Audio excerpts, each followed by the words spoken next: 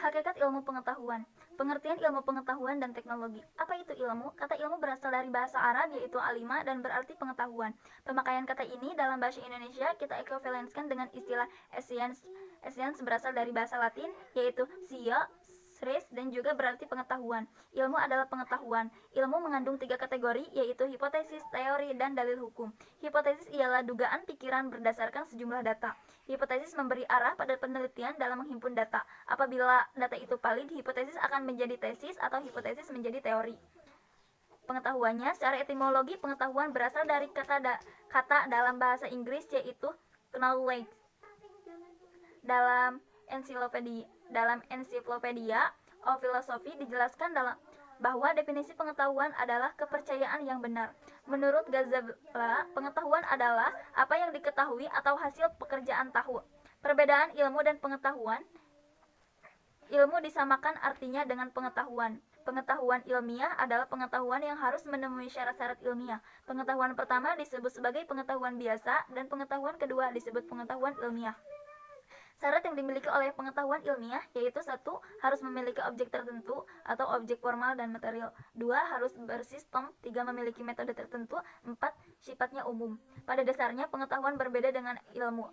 Perbedaan itu terlihat dari sifat sistematisnya dan cara memperolehnya. Selanjutnya, perkembangan ilmu pengetahuan dan teknologi. Ilmu pengetahuan berkembang secara bertahap menurut dekade waktu dan menciptakan zaman. Hal ini dijelaskan oleh Surajio sebagai berikut. Yang pertama, zaman pra-Yunani kuno. Pada zaman ini, manusia masih menggunakan batu sebagai peralatan sehingga disebut sebagai zaman batu. Pada zaman ini ditandai oleh beberapa kemampuan seperti know-how atau pada kehidupan sehari-hari didasari oleh pengalaman, kemudian pemikiran manusia yang meningkat ke tingkat abstraksi dan kemampuan menulis, berhitung, atau membuat kalender yang didasarkan atas sintesa terhadap hasil abstraksi yang dilakukan. Selanjutnya, zaman Yunani kuno. Pada zaman ini, bangsa Yunani dianggap sebagai gudang dari ilmu dan filsafat karena mereka tidak lagi mempercayai mitologi-mitologi yang pernah ada. Bangsa Yunani menemukan sikap yang senang menyelidiki sesuatu secara kritis. Selanjutnya adalah zaman abad pertengahan. Pada zaman ini, hampir semua ilmuwan adalah seorang teolog yang mengkaitkan aktivitas ilmiah dengan aktivitas agama. Semboyan pada zaman ini adalah Ancilla Theologia. Selanjutnya adalah zaman Renaissance. Pada zaman ini merupakan era kebangkitan dari pemikiran bebas dari dogma agama. Pada zaman ini juga merupakan perpindahan kebudayaan dari kebudayaan pertengahan menuju kebudayaan modern. Selanjutnya yaitu zaman modern. Zaman modern ditandai dengan berbagai penemuan baru dalam bidang ilmiah. Misalnya René Descartes dengan sistem koordinat 2 garis lurus X dan Y pada bidang datar, atau Isaac Newton dengan teori gravitasinya, dan B.J. Thomson dengan elektron. Selanjutnya yang terakhir adalah zaman kontemporer. Pada zaman ini mulai ditemukan banyak ilmu pengetahuan dan teknologi canggih seperti penemuan komputer, satelit komunikasi, internet, dan lain sebagainya. Ilmu pengetahuan menampilkan diri sebagai suatu aktivitas untuk menggali atau mengembangkan ilmu melalui penelitian, ekspedisi, seminar, dan eksperimen. Dapat disimpulkan bahwa perkembangan iptek dimulai dari dunia barat dan puncak dari pemikiran manusia modern melahirkan revolusi industri yang merupakan cikal bakal dari adanya teknologi.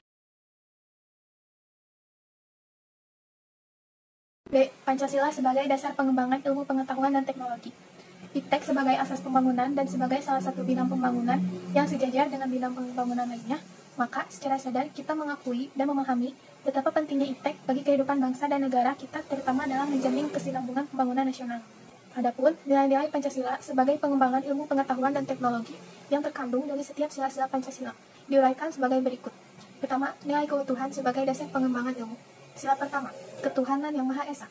Sila ini memberikan dasar bahwa iptek tidak hanya memikirkan apa yang ditemukan, apa yang dibuktikan, dan apa yang diciptakan. Kedua, nilai kemanusiaan sebagai dasar pengembangan ilmu. Sila kedua, kemanusiaan yang adil dan beradab. Sila ini memberikan dasar-dasar moralis bahwa manusia dalam mengembangkan iptek haruslah dengan cara-cara yang beradab. Ketiga, nilai persatuan sebagai dasar pengembangan ilmu. Sila ketiga, persatuan Indonesia. Sila ini mendasari bahwa iptek hendaknya dapat menumbuhkan rasa nasionalisme, rasa kebesaran bangsa, serta rasa keluhuran bangsa sebagai bagian dari umat manusia di dunia. Nilai kerakyatan sebagai dasar pengembangan ilmu. Sila keempat, kerakyatan yang dipimpin oleh hikmat kebijaksanaan dan permusyawaratan perwakilan. Sila ini mendasari bahwa pengembangan iptek itu haruslah bersifat demokratis. Nilai keadilan sebagai dasar pengembangan ilmu. Sila kelima, keadilan sosial bagi seluruh rakyat Indonesia. Pancasila ini sebagai dasar dalam pengembangan iptek dalam menjaga keseimbangan keadilan dalam kehidupan kemanusiaan. Itu urgensi Pancasila sebagai dasar nilai pengembangan ilmu. Yang pertama, bahwa iptek tidak bertentangan dengan nilai-nilai yang terkandung dalam Pancasila yang mengandung asumsi bahwa ilmu pengetahuan dan teknologi itu berkembang secara otonom. Kemudian dalam perjalanannya dilakukan adaptasi dengan nilai-nilai Pancasila. Yang kedua, bahwa setiap ilmu pengetahuan dan teknologi yang dikembangkan di Indonesia harus menyertakan nilai-nilai Pancasila sebagai faktor internal, mengandalkan bahwa sejak awal pengembangan iptek sudah harus melibatkan nilai-nilai Pancasila. Namun keterlibatan nilai-nilai Pancasila ada dalam posisi tarik ulur. Artinya ilmuwan dapat mempertimbangkan sebatas yang mereka anggap layak untuk dilibatkan. Yang ketiga, bahwa nilai-nilai Pancasila berperan sebagai rambu normatif bagi pengembangan iptek, mengasumsikan bahwa ada rule of the game yang harus disepakati oleh para ilmuwan sebelum itu dikembangkan. Namun tidak ada jaminan bahwa rule of the game itu akan terus ditaati dalam perjalanan pengembangan iptek itu sendiri. Sebab ketika iptek terus berkembang, aturan main seharusnya terus mengawal dan membayangi agar tidak terjadi kesenjangan antara pengembangan iptek dengan rule of the game. Yang terakhir, menempatkan bahwa setiap pengembangan iptek harus berakar dari budaya dan ideologi bangsa Indonesia dan memandang bahwa Pancasila bukan hanya sebagai dasar nilai pengembangan ilmu, tetapi sudah menjadi paradigma ilmu yang berkembang di Indonesia. Untuk itu diperlukan penjabaran yang lebih rinci dan pembicaraan di kalangan intelektual Indonesia. Sejauh mana nilai-nilai Pancasila selalu menjadi bahan pertimbangan bagi keputusan-keputusan ilmiah yang diambil. 2. Alasan diperlukannya Pancasila sebagai dasar nilai pengembangan ilmu. Yang pertama, karena iptek menimbulkan perubahan dalam cara pandang manusia tentang kehidupan. Yang kedua, dampak negatif yang ditimbulkan dapat membahayakan eksistensi hidup manusia di masa depan. Yang ketiga, terancamnya kebudayaan bangsa Indonesia. Yang keempat, kerusakan yang ditimbulkan beresiko menimbulkan bencana dan tergantinya peran nilai-nilai luhur oleh alat teknologi canggih. Yang kelima, gaya hidup global menggantikan nilai-nilai kearifan lokal. Pengembangan iptek harus berorientasi pada nilai-nilai Pancasila, khususnya mencakup pertimbangan etis, religius, dan nilai budaya yang bersifat mutlak bagi kehidupan manusia yang berbudaya. 3. Dinamika dan tantangan Pancasila sebagai landasan pengembangan iptek. Yang pertama, kapitalisme yang menguasai perekonomian dunia, termasuk Indonesia. Yang kedua, globalisasi yang menyebabkan lemahnya daya saing bangsa Indonesia dalam pengembangan iptek. Yang ketiga, konsumerisme menyebabkan Indonesia menjadi pasar bagi produk negara lain yang lebih maju. Yang keempat, pragmatisme yang berorientasi pada workability, satisfaction, dan result. Hubungan antara Pancasila dengan prodi kesehatan masyarakat yaitu adanya pengamalan nilai-nilai atau sila-sila yang terkandung dalam Pancasila. Sebagaimana nantinya kita sebagai ahli kesehatan masyarakat akan melayani kesehatan kepada masyarakat.